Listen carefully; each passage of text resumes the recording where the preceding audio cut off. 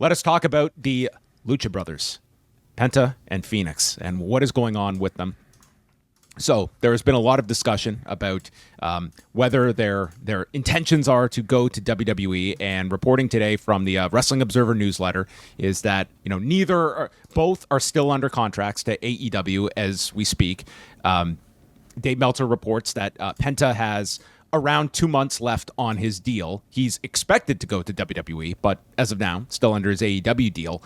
And time is being tacked on to Phoenix's contract that is, the language is nearly, but not quite 1 year, which would be very sizable. So that creates certainly an issue if you are Penta, that if we're going with the idea that he is looking post AEW to land in WWE, do you decide to jump there and assume that Phoenix will join you?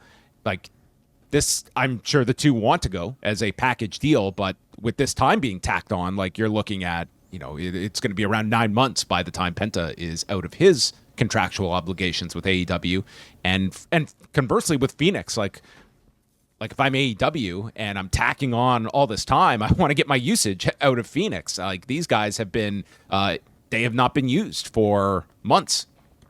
Sure. Yeah. Obviously, I think, going in as a package deal is beneficial to the both of them, but I also don't think it's a necessity. I think like having Penta be the first to jump in and, maybe get a run in NXT, maybe start him off on the main roster, but just to have him get that focus and get that spotlight so that you could build a bit of anticipation for his sibling to show up. I don't think that's the worst idea in the world. It might actually work out better for the both of them. 9 months isn't, even a year is really not that much time. So it's a delay.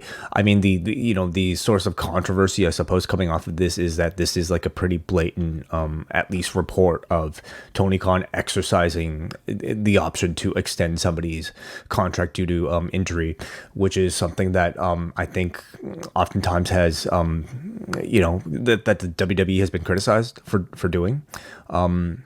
And there's been debate about whether or not, Tony should do it, whether or not it's coming at the cost of like sort of maybe your public perception as like a fan-friendly company.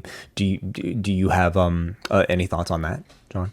I mean, I've always stated I'm not.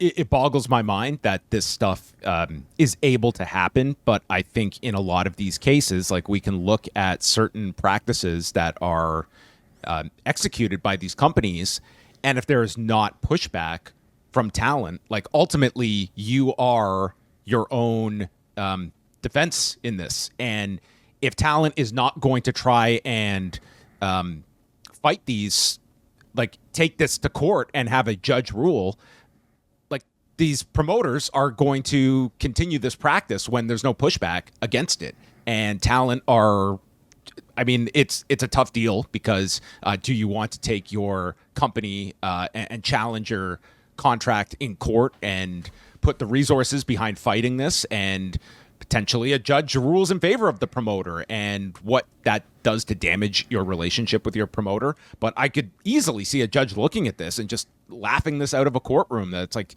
absolutely not. Like you, in many of these cases, these performers that are injured in your ring, and then you are extending their contract, like they owe you time. Like that is not typically how a contract works. And I just think it's something that it's become the norm in not just WWE, but all these companies are going to execute this. And if there is not a unifying force of talent that want to challenge these clauses, it's unfortunately just going to be the way business is practiced. Specific to Tony, have there been other examples of him doing this with other talents in recent years? Or not doing it? Not do it, like, choosing the option to not do it.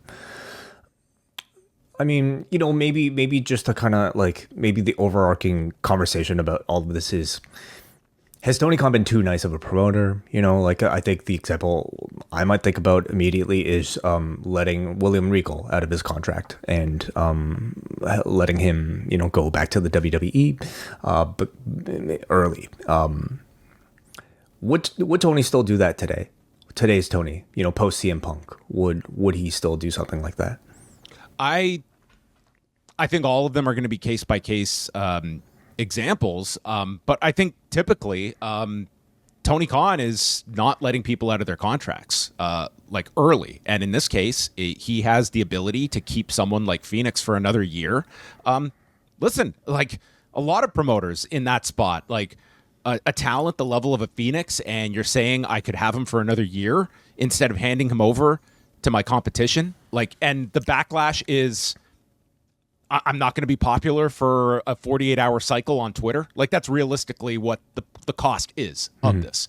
And yeah, like I think like listen, you can criticize. I'm not a fan of these contracts that just get extended based off injury time. But if you're telling me, like, you're looking at this from a WWE or AEW perspective, they have the ability to exercise this right, and they're going to take that opportunity. And I think Tony Khan is, in these situations, going to exercise that, and this is a clear example of it. Yeah. Just, I guess watching the Vince documentary, so much of the emphasis of like things that might not necessarily be like, I don't know, ethically or morally right, they are sort of justified by being good for business, or just, hey, it's a business decision. I'm sure for Tony, much of this is just wanting to take away from the competition a very viable, tag team that would be entering straight off of your product onto their TV show, and wanting to take that piece out of their sort of a playbook. Now, the other question is, will Tony actually use Phoenix? Will Tony actually use these talents that he's retaining and not just have them sit out like the way, like the sort of very odd space that somebody like a Miro currently exists in, or maybe like a Ricky Starks.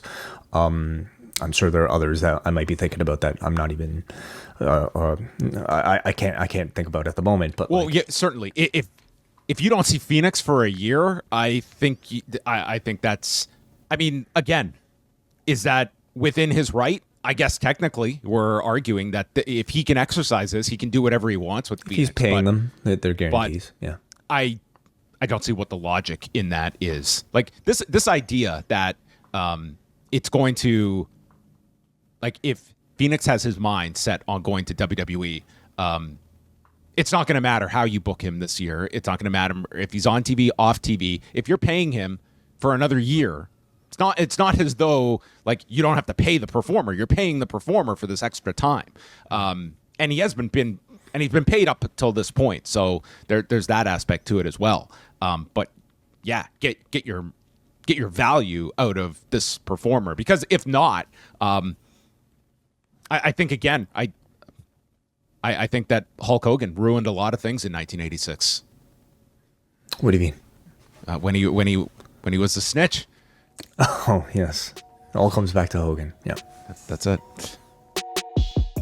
If you like this video, consider joining our Patreon, the Post Wrestling Cafe. Multiple bonus podcasts every week, ad-free shows, and access to our full archive. Otherwise, a like and subscribe is much appreciated. Thank you for watching.